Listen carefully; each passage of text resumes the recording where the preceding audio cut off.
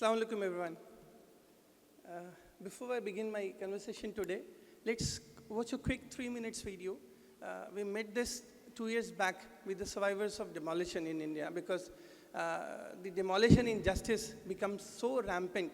And across the states of Madhya Pradesh, Gujarat, Rajasthan, Haryana, Uttar Pradesh, there were thousands of the cases. So I will be dealing the numbers, discussing the number in the presentation. So just let's have a look on the faces of these people whose houses were bulldozed because they were Muslims. Let's consider the apathy, the apathy of the Indian state and the promises we have. Can we play it?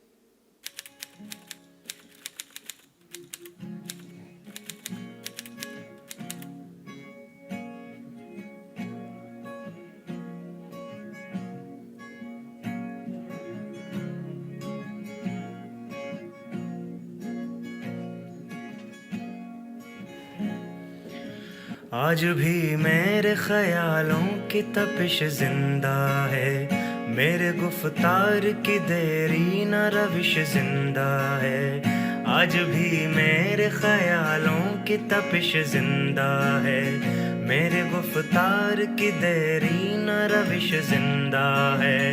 आज भी जुल्म के नापाक रिवाजों के खिलाफ मेरे सीने में बगावत की खलिश जिंदा है।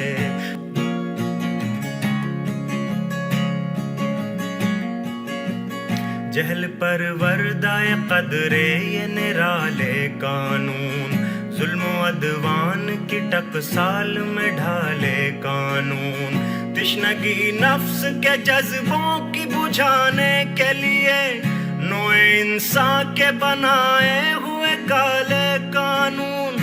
ऐसे कानून से नफरत है, अदावत है मुझे, इनसे हर सांस में तहरीक बगावत है मुझे। आज भी मेरे ख्यालों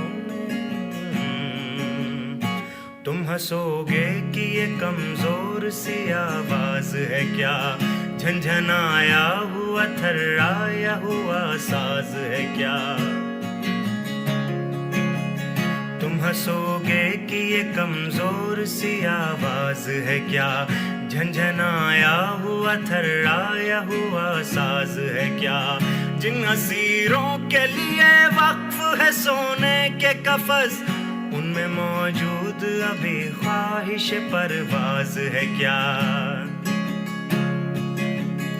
आह तुम फितरत इंसान के हमराज नहीं, मेरी आवाज ये तन्हा मेरी आवाज नहीं, मेरी आवाज ये तन्हा मेरी आवाज नहीं। तुम हंसोगे कि ये कमजोर सी आवाज है क्या, झंझनाया हुआ थर्राया हुआ साज है क्या।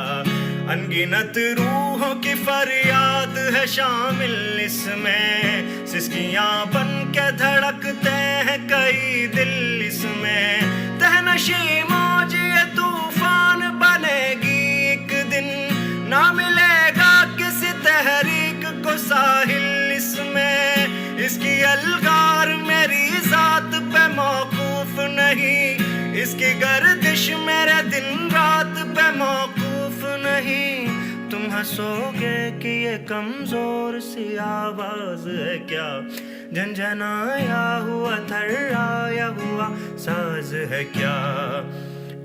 तुम कादिर मुतलक हो, खुदा कुछ भी नहीं, जिसमें इंसान में दिमागों के सिवा कुछ भी नहीं। हंस तो सकते हो, गिरफ्तार तो कर सकते हो, ख्वार और रुसवा सरे बाजार तो कर सकते हो। आह ये सच है कि हथियार के बलबूते पर आदमी नादिर और चंगेज तो बन सकता है। जाहिरी कुव्वत और सितवत की फरावानी से लेनिनो हिटलर और अंग्रेज तो बन सकता है। सख्त दुश्वार है इंसान का मुकम्मल होना, हक व इंसाफ की बुनियाद पे अफजल होना, हक व इंसाफ की बुनियाद पे अफजल होना। हंस तो सकते हो, गिरफ्तार तो कर सकते हो।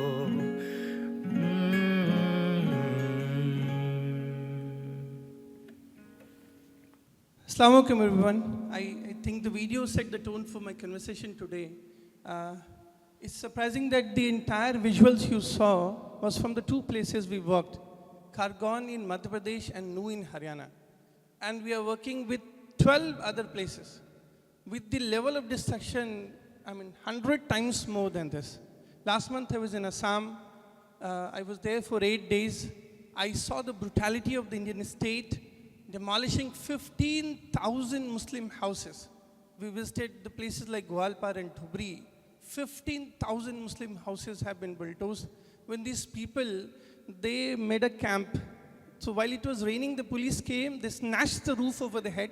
First they demolished their houses. They came, they snatched even the tarpaulin sheets. And these people, remember their faces, remember the emotion. You remember the lady I was hugging in the video.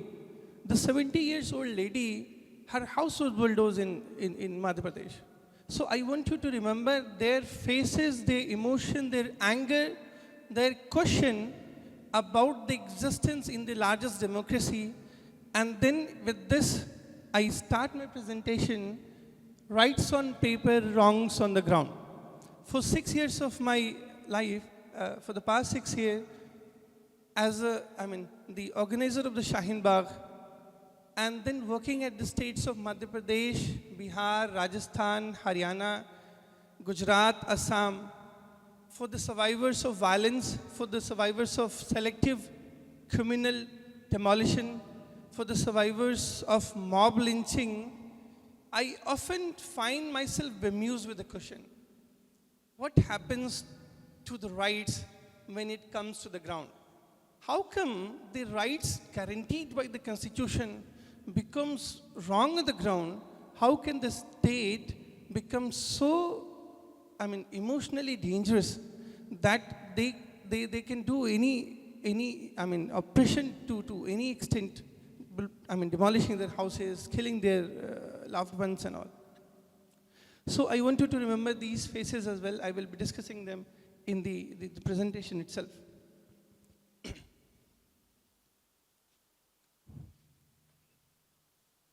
So I begin my presentation with this. This is called the preamble. It's called the spirit of the Constitution.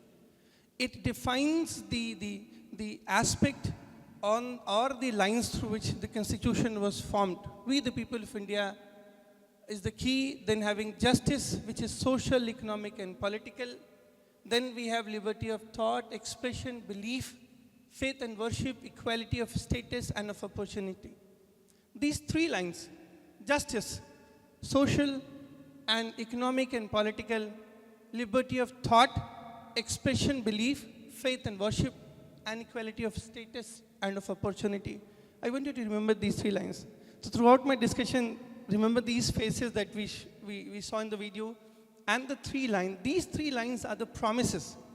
So when the Supreme Court was hearing the Keshwan and the Bharti judgment, they said the basic structure comes from the preamble itself.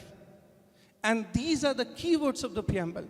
So we'll try to ask this question to ourselves. If the preamble, that is the spirit of the Constitution, gives us justice, which is social, economic, and political, it gives us liberty of thought, expression, and belief, it gives us equality of status and everything, how are Muslims becoming the second-class citizen of the country? If so much so equality has been given, how are we seeing the progress of a chauvinist, a progress of a nefarious Hindu Rashtra in making? So we'll be seeing this. And just after the preamble, we have this quote. Every lie we tell, it incurs a debt to the truth. And sooner or later, the debt is paid.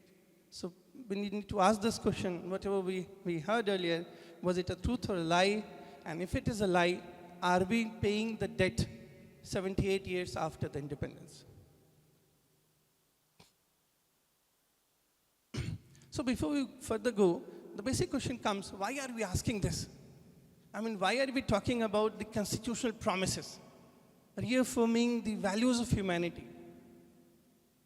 why as a citizen I'm concerned with the rights. So whenever we say we are citizen of a country, we talk about a nation state. Why there is a nation state at first place? Why am I an Indian citizen? Why should I respect the constitution of the land? What the constitution gives to me? So the fundamental duty of the state is to protect the lives and property of the citizen. Why are we part of the state? Why are we questioning this to a state? Because the state has agreed to protect our lives and to our properties. So this is a few of the judgments from the Honorable Supreme Court. And when we talk about protecting the lives and the property, we should be seeing through these things, the mob lynching, the demolition, the hate speech and communal violence, and try to judge, is the state competent? Is the state good? Is the state progressing towards the promises it's made? Or the state is lying towards the promises and not fulfilling what it should have?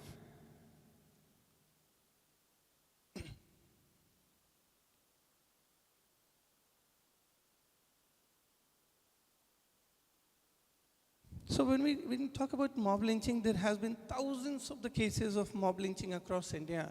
Every day, a Muslim in the northern belt gets lynched because of cow.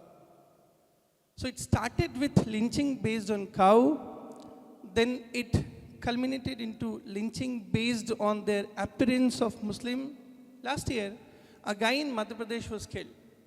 And when the killer was asked in the court, why you killed? So he thought, I killed him because I thought he's a Muslim, though he was not a Muslim. So what started in the name of beef, it transcended into the killing because of the visual appearance. If you remember the killing of Mohsin Sheikh, after the Modi came to power, the killer said we were enraged, angry with his appearance, having beard and all. And now, in North, Muslims are killed for being Muslims, right? So this is one of the cases where I closely work. Nasir and Junaid were two people, 2023, they were picked up by the cow vigilante, they were thrashed, and when they were near dead, these goons took Nasir and Junaid to a police station. I mean, imagine a Hindutva goon who has, thrashed them to near death, took them to the police station because saying that they might die. The police says, you take it, we are not going to make a case out of it. These assaulters, the cow vigilante, took them back to the place they were thrashed, put him in their truck, and they were burnt alive. So this is the state and the protection of rights, protection of lives.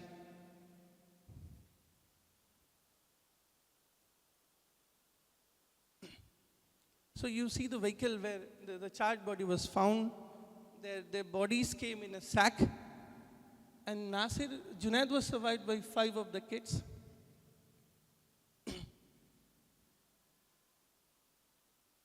Can the voice come? जो डुलता फिरता ने भी ऐसे मार रहा She is हड्डी Junaid's हड्डी wife. आई है ये छोरा तो कुछ भी ना है इतना लंबो तगड़ो हुआ कुछ ना है कट्टा में हड्डी आई है मारा की लाश तो दे देता जड़ाता माता इतने बेदर्दी पणासू भाजपा सरकार जब से आप लोग आए हो आप लोग खुलेआम हमारी हत्या करा रहे हो कभी मॉब लीचिंग के नाम पे करा रहे हो कभी लव जिहाद के नाम पे करा रहे हो कभी दाढ़ी और टोपी के नाम पे करा रहे हो कभी जय श्री राम के नाम पे करा रहे हो मेरा अब्बा मारो न ऐसे ही बने मारो जिंदा नहीं चढ़ा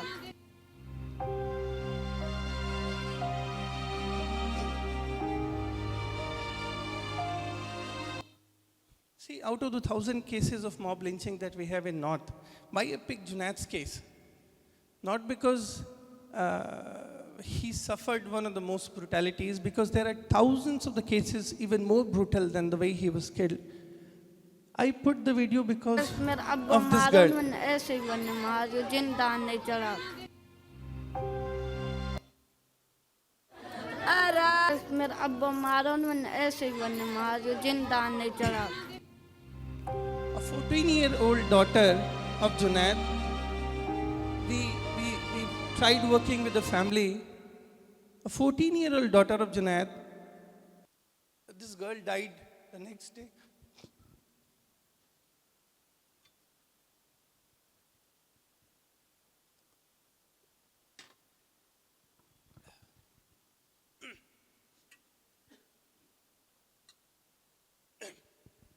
So Junaid's daughter, she died next year because of the trauma of losing a father.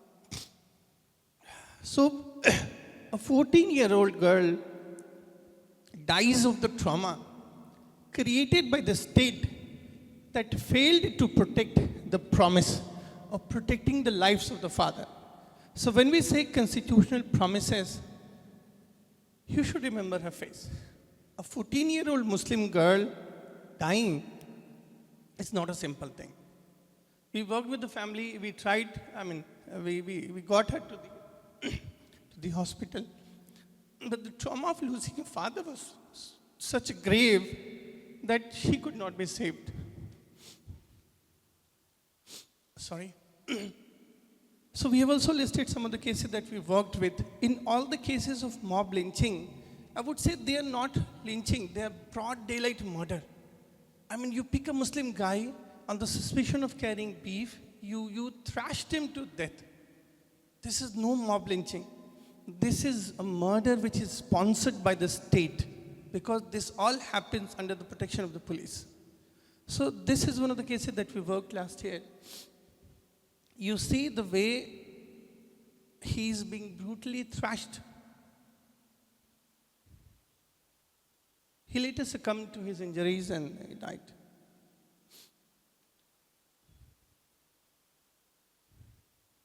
This is one of the famous cases you would have heard. The British Ansari was died in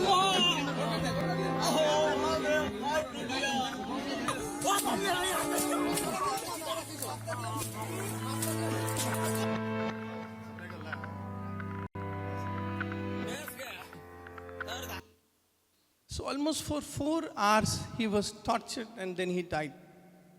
So where was the state which promised the British Ansari of his life? Where was the state who promised to protect the lives of Tabrez and thousands others?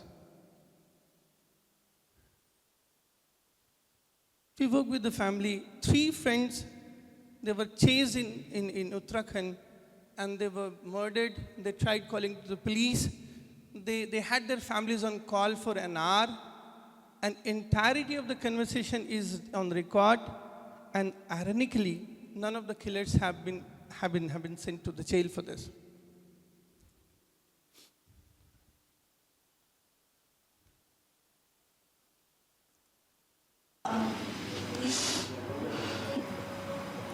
वो अपनी मौत नहीं मरा, वो अपनी मौत मर जाता, मुझे सब बुरा जाता, अकेला ने मारा, मुझे सब नहीं आ रहा, मेरा ऐसा जवान देतर सारे बच्चों में खूबसूरत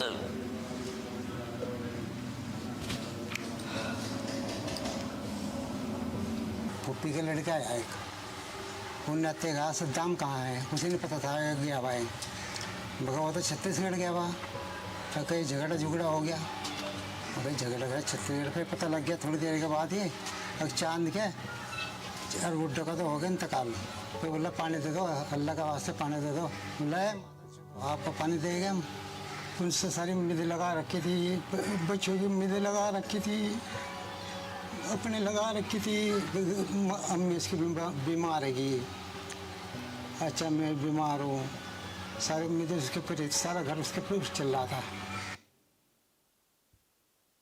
So we have tried meeting the family almost 20 times. And every time I meet, the mother has same thing, that his son couldn't get his natural death. Every time she says कि वो अपनी मौत मर जाता तो I would have been at peace. For 1 year and a half, 20 meetings, this mother is so stressed by the loss of her only son, by the way he was lost, by the brutality he incurred, that they have no question. Like I tried helping, we set up a shop for the father, We tried to ensure the education of the sisters. Everything is good. But the mother, she every time says her son didn't die a natural death. So, where was the state when her son was brutally murdered?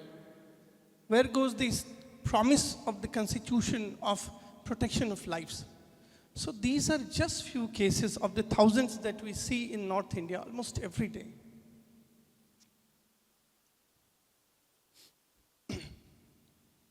So mob lynching or the broad daylight murders, they have become rampant in the north. Muslims can be killed on the suspicion of carrying beef. Muslims can be killed on suspicion of storing beef. Muslims can be killed on suspicion of having cow trade. Muslims can be killed on the suspicion of a theft. I went to Jharkhand with E.T. Bashir Saab last year. A guy was killed because he stole the goat. He was accused of stealing a goat, and because of the accusation, Subhash was also there. Because of just mere accusation, he was killed. Later, the charges was proved to be false. Muslims in the north can be lynched to death because of their visible appearance. Because we all saw what happened in the train by the RPF officer. He saw a Muslim and he shot 4 of them dead. So visible identity can be the reason for getting killed. Cow trade could be the reason of getting killed. So when all this killing happens, the question is, where is the state? Where is the constitutional promise of protection of life under Article 21? The next thing that has plagued Indian Muslim, especially at the north, though we have got a little bit control because of the Supreme Court intervention, is the selective communal demolition.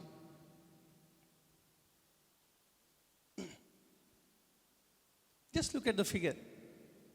Every hour in the year 2023, why we have 2023 data? Because the agency that brought the report, they were hounded and they could not publish the report for 2024. Right? So in 2023, 58 people, when I say 58 people, they are mostly Muslims. They have been evicted from their house every hour. Every hour. There are 5,15,752 majority Muslims who have been forcibly evicted in the states like Madhya Pradesh, Assam, Gujarat, Bihar, Rajasthan, all these places. In 2022, 25 people were evicted every hour. So you just imagine the scale of demolition. Sitting here in Kerala, you might not, understand the scale of destruction. Imagine losing the roof overnight. 58 people every hour losing their house. A democracy should be ashamed. The state should be ashamed that it fails to protect. It is the duty of the state to ensure the shelter. Indian state is signatory to the Universal Declaration of Human Rights, and the right to shelter comes under the Universal Declaration. India is signing to that. But rather than giving shelter on the basis of criminality, on the criminal basis, the state is snatching away their houses.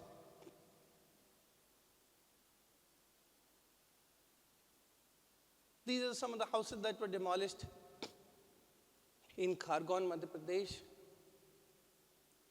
These are visuals from the Sandhwa.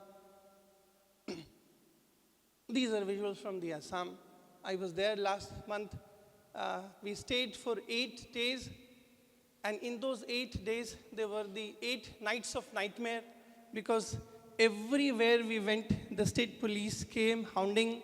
In the 8 days, we had to change 14 hotels. We checked in dead of a night. We checked out early in the morning. Then everywhere we went, there was police. They threatened us, intimidated us. They picked us. They interrogated us. Why? Because they did not want the demolition news to come up. Against all those odds, we worked for 8 days. We brought this. And when this report was brought, the state was preparing for another set of operations. Right? So in the new India, bringing a news is not accepted by the state. I will stop here at Assam because if I keep on listing all those demolition cases that we have worked or that are there in the public domain, it will take another hour.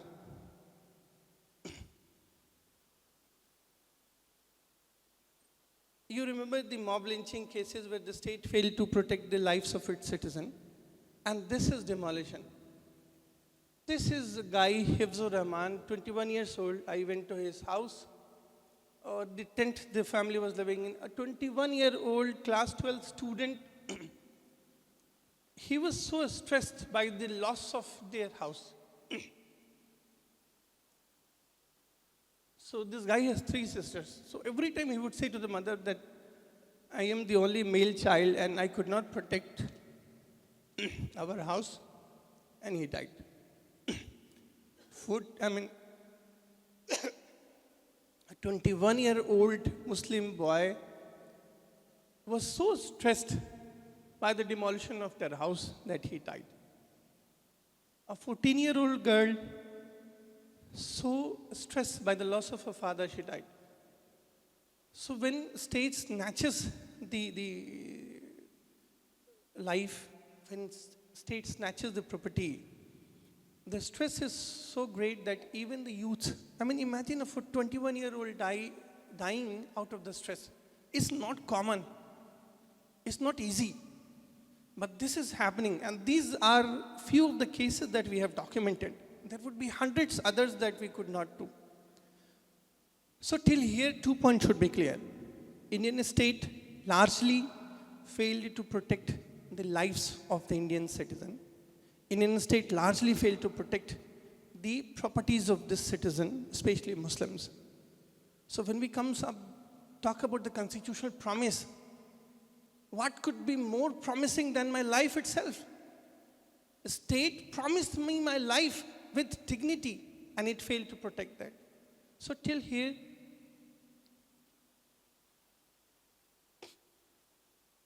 one thing is clear, that in North Indian states, life and property is on the hands, and the whims and fancy of the state. So every day another day you wake up, you might find a notice. And this is very strange. I have seen it across 6-7 states. Saturday night or Friday night, you get a notice. Saturday being a holiday and Sunday being a holiday. For example, if the Friday is 20th of, let's say, September, the notice is dated on 17th. So you get a notice at dead of the night, a notice which is dated 3 days back, giving you 3 days time to vacate. I have seen it. It's UP, in Madhya Pradesh, in Haryana, in Assam, and all these places. When they give notices, they paste notice on the date of Friday night. You don't have Saturday courts working on Saturday. You don't have courts working on Sunday. The notice is dated 3 days back. It gives you exact 3 days to vacate. Some cases, the notice was pasted at 10:30 in the morning. And the deadline to vacate the house was 9 in the morning. So you don't have time. So most of the demolition cases we worked, they were not given a 5 minutes time to vacate. You remember the first video, there was an old lady, Rashida B. Her house was demolished. It was Ramadan, and she was preparing for the iftar when the police came, took her out, and demolished it. Just as simple as that. In the same state, there was another lady, the Jannat B. She has a crippled son, a 17-year-old crippled son who was staying on the 2nd floor of the house. The police came without even giving them notice, without even telling them that we are going to demolish. They start demolishing. When the noises came, this lady came out, Kashmira. She came out, she saw her house getting bulldozed. She had no time. By the time they took out their crippled son to downstairs, the house came down.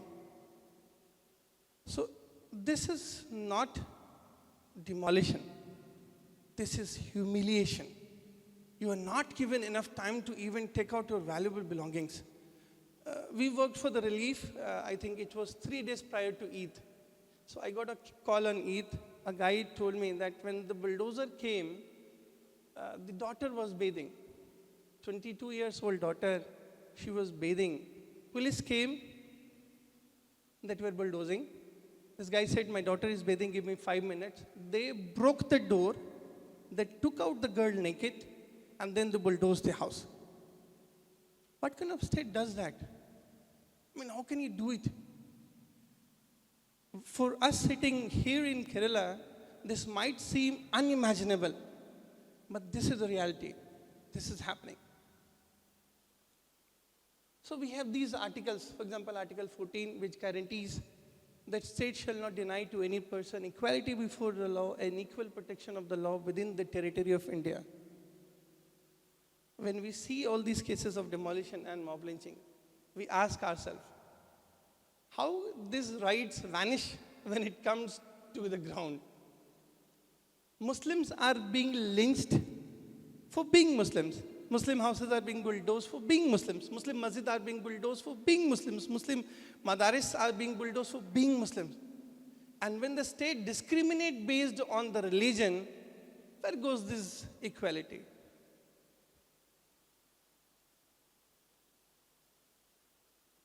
So we have Article 19(1) subclause A that gives freedom to speech and expression. Whenever a Muslim expresses this right, whenever a Muslim in North tries to have this right, you have the police brutality. You would have heard what happened in Bareilly, right? It is not the protesters who are violent. It is the police who is violent. When we did the Shaheen Bagh protest, we saw the latte charge. On December 20th, December 2019, 22 Muslims, mostly youth, were shot in the chest and dead. They died because of the indiscriminate police firing. Why?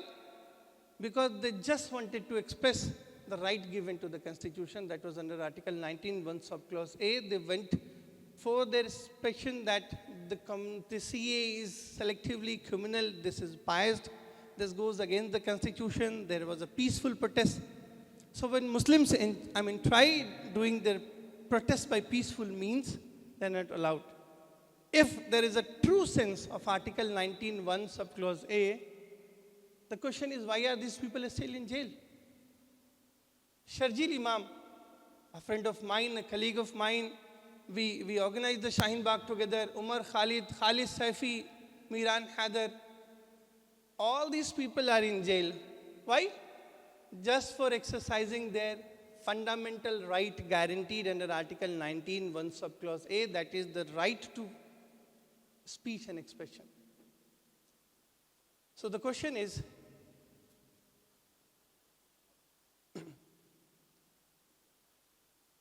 Assalamu alaikum. Talan, we are honored by your presence. May I proceed? Perfect. So the question remains that if the rights are guaranteed under 19(1) subclause A, where it vanishes when it comes to the Muslim activists? How easily the state imposes draconian laws like UAPA when Muslim activists tries to express the dissent over something that is communal, something that is being cooked at the hands of the state. Then we have Article 21. No person shall be deprived of his life. See, the Article 21 is a beautiful right. It's an umbrella of multiple rights that is, time and again listed by the Supreme Court. It includes the right to live with dignity. Try asking this question to the guy who saw her daughter being dragged out from the bathroom, that you have a right to live with dignity. It includes the right to privacy. Try asking the same question to him, that you have a right under the Constitution which protects your privacy. It includes the right to food. Now everyone knows how beef is being banned in India, how these rearers, the cow rearers are being treated in India. So right to food, right to privacy, right to dress, right to practice, right to profess, right to propagate, all these rights becomes wrong when it comes to Muslim. So for the past 78 years, how come the constitutional rights become so wrong when there is a Muslim in question?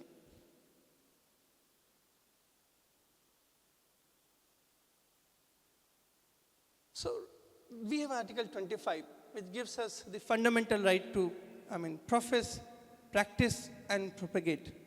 One of the beautiful thing about the Article 25 is it gives you rights of inner consciousness.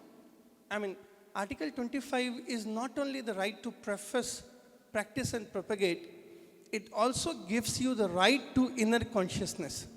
And this is something very important because it also prohibits the state for doing something that mingles up with your consciousness. For example, when the state makes something compulsory from the Hindutva, for example, Surya Namaskar or something, or some Hindu religious text, it mixes up with the inner consciousness.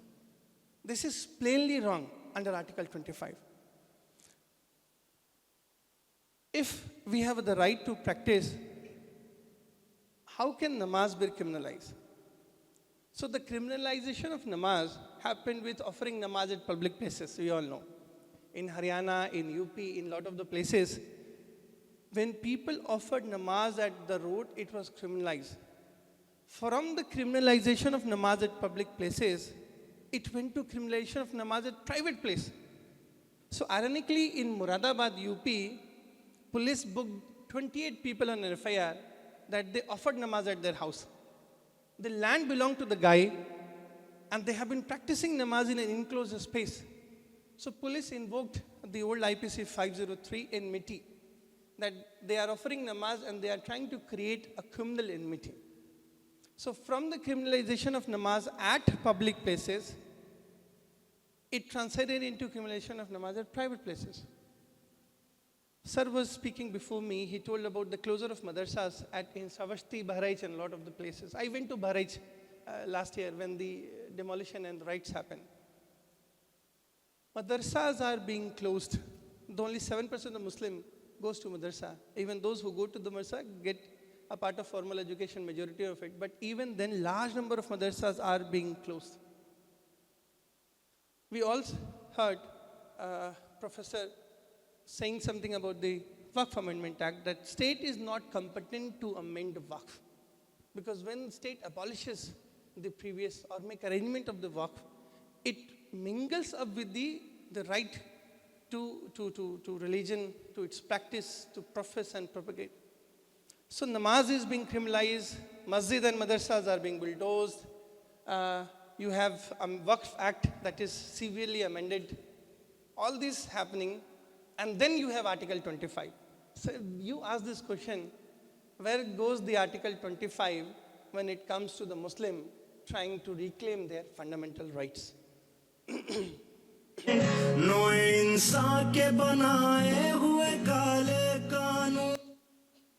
So this is very powerful picture. These people were offering namaz at the road, and the policemen, they not only interrupted, he brutally thrashed the people. And the same set of policemen is car landing the Kanwar Yatra, all happening in a single state. So this double, behavior of the state is based solely on religion.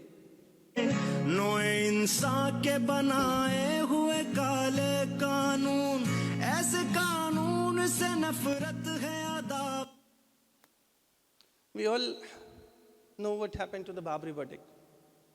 Despite Supreme Court accepting to the fact that there is no proof of any Hindu temple beneath the Babri Masjid, the verdict was given. We all must be following what D.Y. Chandrachud said a week back, that the very act of having Babri Masjid was an act of discretion. So the very act of having Babri Masjid in 1528 was an act of discretion, and one can understand the kind of the hate the kind of communal feeling, the kind of, I would say, the failure of the integrity of the Supreme Court that we are seeing. No institution which is integral, no institution which, which upholds its value could have given such verdict. And one of the most interesting fact that we are seeing every day, that Hindu Rashtra will not be made through the legislature. Hindu Rashtra will not be made through the legislature, it will be made through judiciary. Imagine, was it possible for a legislature, even it comes with a thumping majority, to have a legislation to replace Babri Masjid with Ram Temple? No. It would have been almost impossible for the legislature to do. Who came to the rescue? The judiciary. The judiciary is the Hindu Rashtra in making.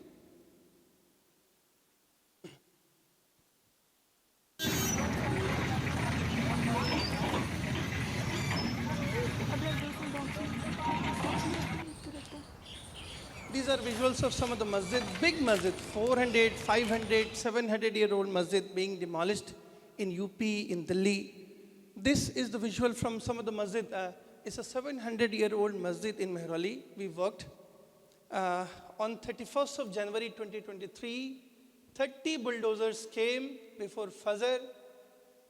Everyone who has been to Delhi in January know how the chilling weather in January at Delhi it is. They dragged the kids out without even sleepers or jacket or sweaters, and they bulldozed the 700 years old madrasa, which got its mention in the books of the last Mughal Empire. So Bahadur Shah Zafar, he mentioned about this masjid is called Masjid Khunji, a 700 years old historical masjid and madrasa was bulldozed in the dead of the morning because the structure was Muslim. And similar to that, there are thousands of the masjid, thousands I would say. Some of the cases we tried working, but the people were so afraid. In Allahabad, there was a big masjid near some railway station. It was bulldozed, entirety gone, 600-year-old masjid. When we tried meeting the imam and tried asking about this property, he said, nahi, aap mat sawal kariye. The state has terrified them to such an extent that they're afraid even to tell the truth. So when masjid and madaris are being targeted criminally, selectively, where goes the Article 25?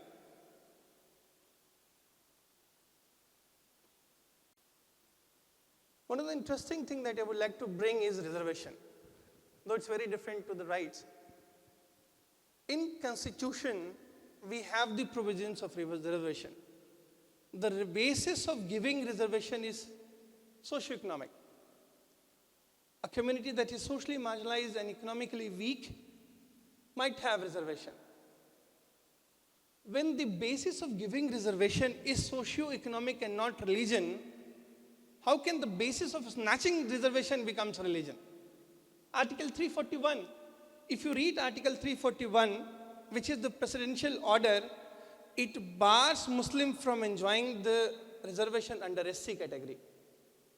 Now imagine this question.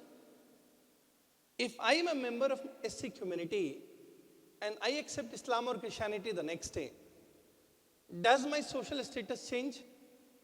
No. I'm living in the same society with the same surroundings. Does my economic condition change? No. So if my socio-economic condition remains the same, how can I be denied? So initially the presidential order debarred every community from the reservation, but later they included Sikhs into it because of the protests, and later the Buddhists. So the question is, it is the state is duty bound to create a level playing field for the communities. It is the duty of the Indian state to create opportunities in jobs and other education sectors. If I am socio-economically weak, why am I denied a reservation just because of my Muslim identity? This is something very interesting to understand. Religion is not the basis to grant reservation. If it is not the basis of granting reservation, how it became the reason to snatch away it. If I'm a Muslim, if I'm a SC community and I accept Islam or Christianity, my socioeconomic conditions remain the same. But this is the gross misconduct in the Constitution. It needs to be rectified. And the irony is, this is, 1950 order, and for the past 50, 60, 70, 75 years, it has not been changed. So now this is the end to it. The Indian Muslims find themselves implicated in criminal cases for engaging in events, praying, eating, running a business, and even falling in love. So we have cases like love jihad. We worked with the love jihad wala case 2 years back. This guy's house and shop was bulldozed.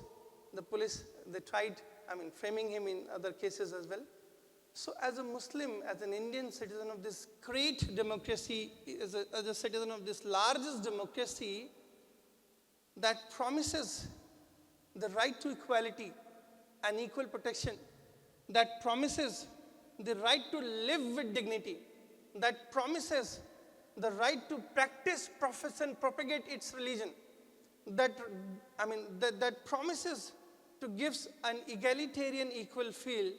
When it comes to Muslim, where all these promises go? For the past 78 years, whoever was there at the center, whoever was there at the state, they didn't ask this question.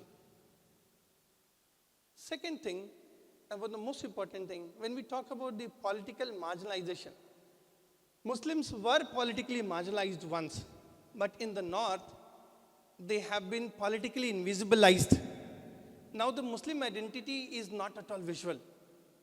In the current incumbent Lok Sabha, we have just 4.4% of the Muslim representation. So it's been invisibilized.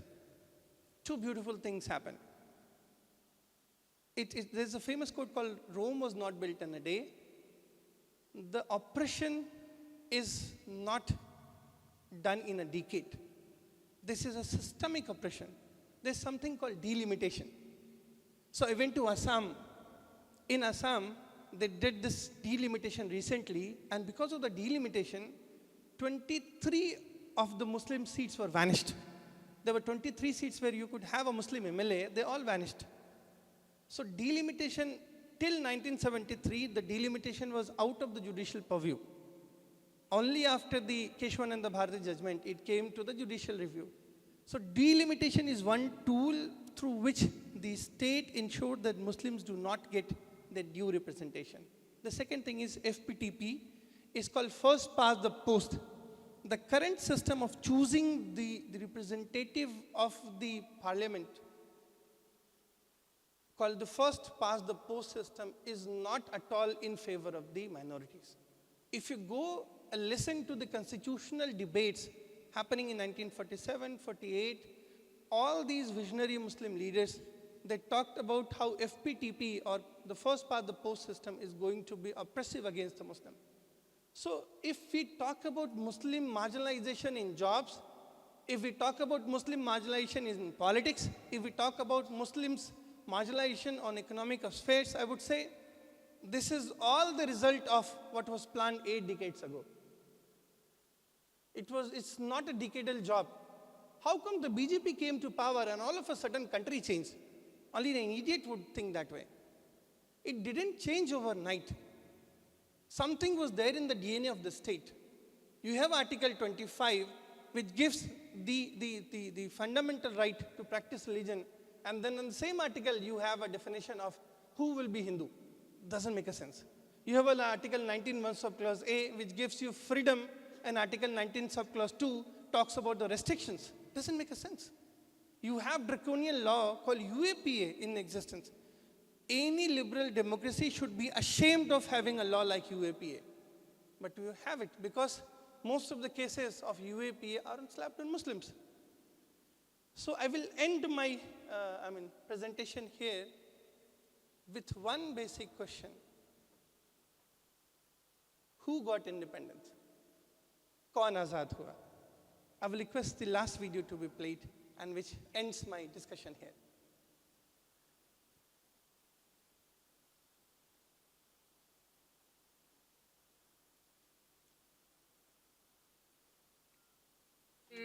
माथे से गुलामी की सियाही छूटी।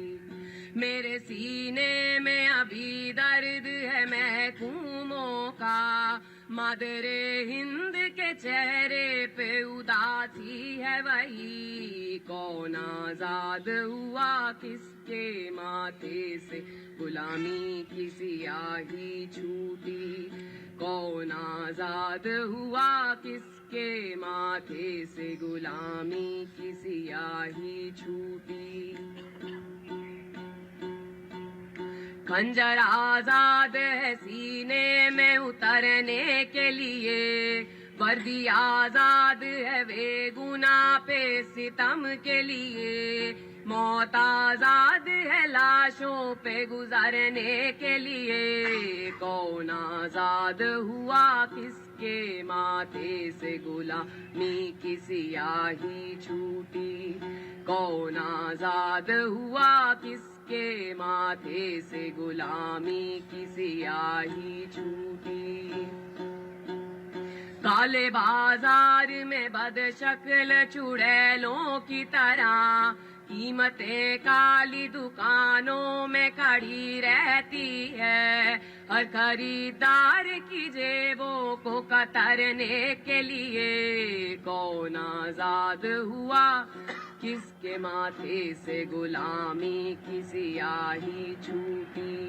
कौन आजाद हुआ किसके माथे से गुलामी की सियाही छूटी। कारखानों में लगा रहता है सांस लेती हुई लाशों का हुजूम, साथ में उनके खड़ी रहती है बेकारी भी, अपने खूंखार दहन खोले हुए। कौन आजाद हुआ किसके माथे से गुलामी की सियाही छूटी। कौन आजाद हुआ किसके माथे से गुलामी की सियाही छूटी। मेरे सीने में अभी दर्द है महकूमों का, मादरे हिंद के चेहरे पे उदासी है वही। कौन आजाद हुआ किसके माथे से गुलामी की सियाही छूटी। कौन आजाद हुआ किसके माथे से गुलामी की सियाही छूटी। कौन आजाद हुआ किसके माथे से गुलामी की सियाही छूटी।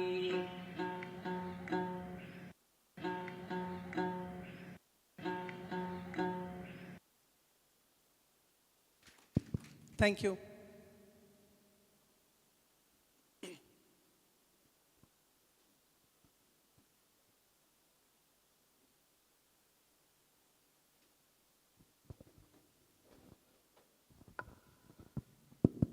Thank you, sir, for your heart-touching, thought-provoking presentation on the plight of Muslims in contemporary India. I'm sure everyone has something to add up with this presentation. നിങ്ങൾ ചോദ്യങ്ങളുണ്ടാവും, കമൻസ് ഉണ്ടാവും. തീർച്ചയായും ഈ സെമിനാർ അതുകൂടി ചേർന്നതാണ്. അപ്പോൾ ഞാൻ ദീർഘിപ്പിക്കുന്നില്ല. അതിനുമുമ്പ് ആദരണീയായ സയ്യിദ് മുഹമ്മദ് അലി ശിഹാബ് മുനവർ അലി ശിഹാബ് തങ്ങൾ നമ്മോടൊപ്പം ഉണ്ട്. എല്ലാവരും ഉണ്ട്, ഞാൻ പറഞ്ഞ എല്ലാവരും ഉണ്ട്. ഫിസിക്കൽ പ്രസൻസായി മുനവർ അലി ശിഹാബ് തങ്ങൾ കൂടെയുണ്ട്. തങ്ങൾ സംസാരിക്കും ഈ ഡിസ്കഷന് ശേഷം. Thank you. ചോദ്യം ചോദിക്കാവുന്നതാണ്.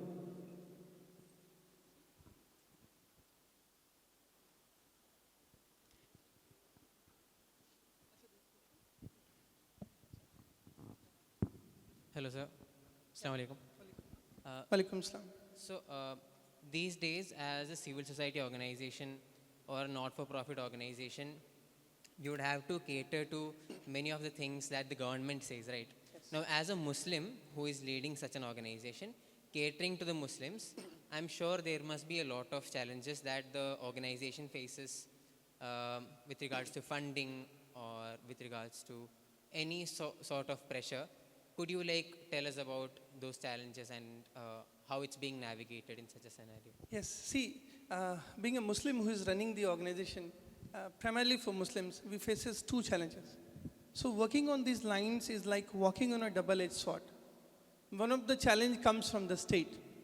2 years back, when I realized the institutions of democracy are highly compromised in India, be it the lower court, the high court or the Supreme Court, be it the executive of the day, or be it the legislature, everyone, they are essentially Islamophobic, criminal.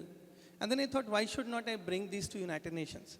2 years ago, I went to United Nations. I was one of the speakers, the only speaker from India who talked bluntly about the demolitions happening. It was the 16th UNHRC conference.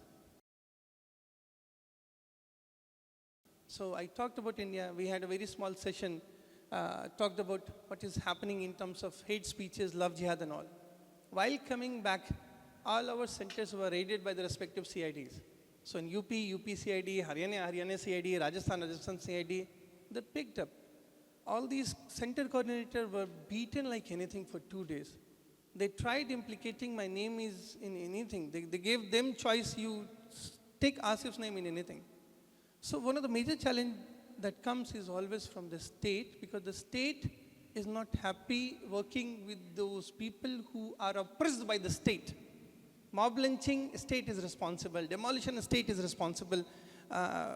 Hate speeches, the state is responsible. So because it's the duty of the state. So first challenge, state oppression. So when you are running an organization and working visibly for the Muslims, get ready for repercussion. But we learned it in hard way.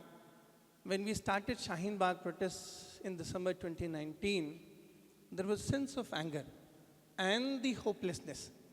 No visible Muslim organization or entity or individual or established leadership was there when this act was being enacted. So when we realized that we are of our own, no one is coming to our rescue, and then we have to fight it our way. And you have to use the peaceful means, right? Because if there is any element of violence, it can be easily crushed. So if there is peaceful means, the state, it's terrified of using the force. The other challenge that people don't talk about is within the community. Because we Muslims, we do not rely on ourselves. We always look for the shoulder of others, right? So now Muslims taking a lead is not digested by other Muslims, right? So why we want other political party to be our messiah is the question. I came to South 3 years back, C.K. Subair Sahib invited me, and then I was mesmerized by the leadership Muslim League has. Seriously, you don't have that kind of confidence, that kind of discipline even among the leaders of the Congress at the center. Why Muslim League should look at the Congress as the savior? Why Muslim League should take the lead. It is the duty of the League to make this happen all over the country. So we already have a beautiful leadership model in terms of League. We already have beautiful models of Muslim taking up the non-profits. But as a community, there is something in Urdu is called Ehsas-e-Kamtari.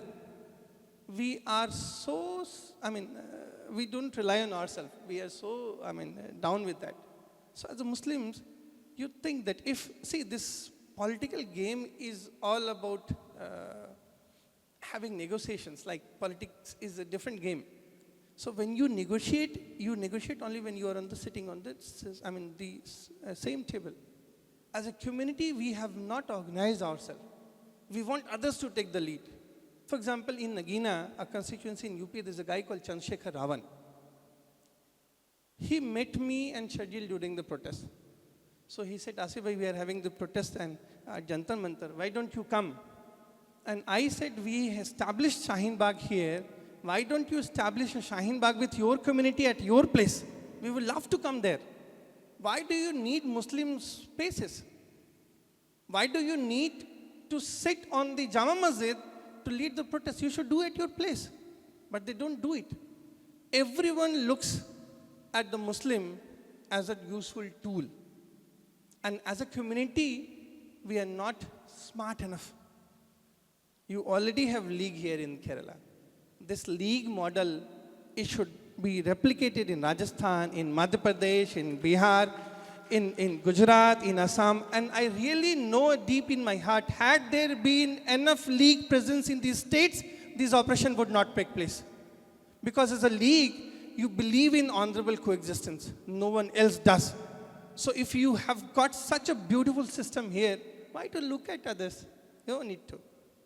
So that's the second challenge is more challenging coming from the community. Because when it comes to the state, my friends are in jail for 5-6 years. Shajil is in jail for almost 6 years now.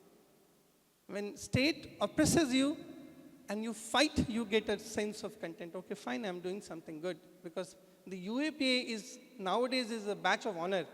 You get UAPA is good, you get NSA is good, because the state gives you UAPA for some, I mean, it's ridiculous to see how it is being misused.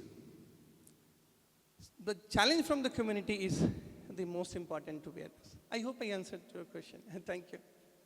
See, good question. See, as a community, I realize that Muslims don't lack funding. We have enough money. We don't have enough trust. I don't know about South, but in North, lots of religious, socio-economic organizations, they are corrupt. Even the old established fashion is corrupt in terms of their delivery. So we have money, but we don't have trust. So the key of the time is to build a trustworthy, accountable system. When you established Mice to Smile, you saw the visuals from Khargon. In just 20 hours, we raised 1 crore. Just 20 hours.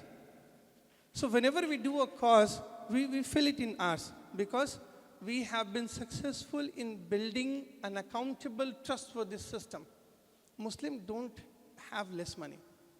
If you read the history, when the war was happening, Lal Bahadur Shastri requested the Nizam to give money, and Nizam gave 5,000 kilos of gold.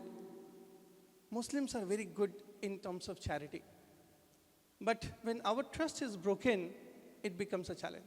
So there's something beautiful we built. It's called Shagird. If you go to your houses, just type shagird.org, SHAAGIRD.org. You have all these kids who have suffered violence, mob lynching, and demolition. Thousands of those kids are studying in that platform. So you can easily go and sponsor the education. So the key is, problem, everyone talks about the problem.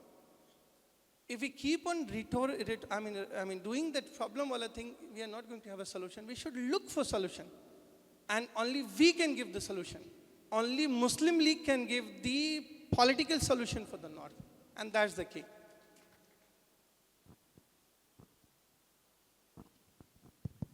अस्सलाम वालेकुम sir, last 10 years से जो problem चले, losses चले, आप उसका जो visualisation दिखाया, सुपर सर, थैंक यू। तो उससे बाहर पड़ने के लिए जो फास्टेस्ट रेमेडी के लिए कोई आपका plan?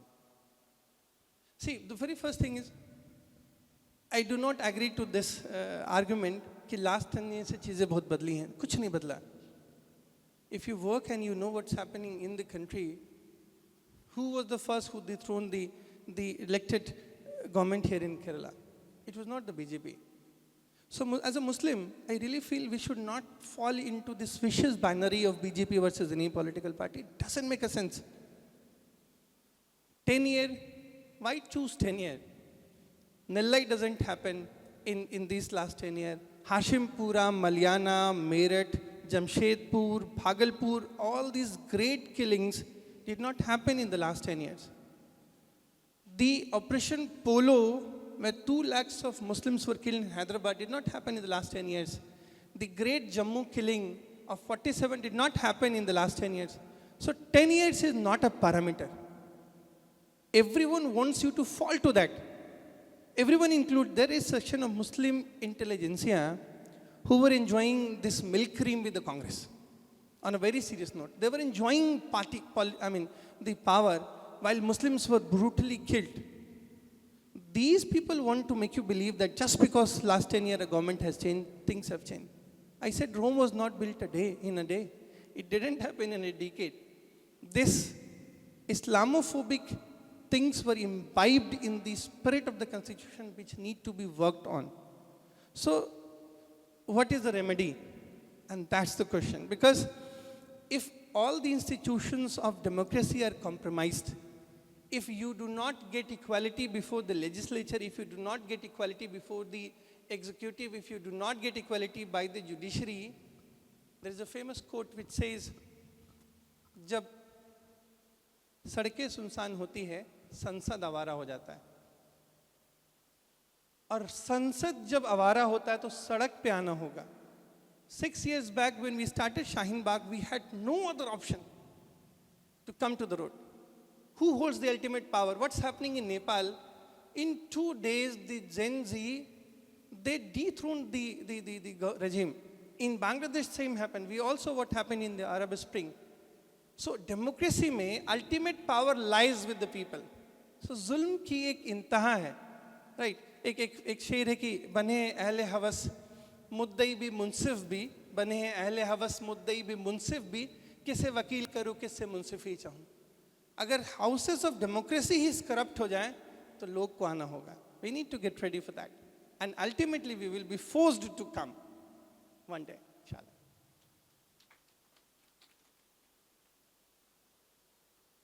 Last question and then we'll do.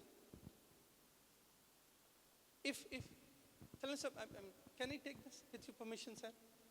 Thank you.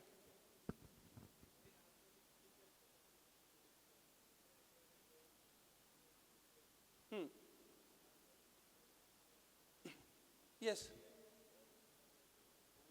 Yes.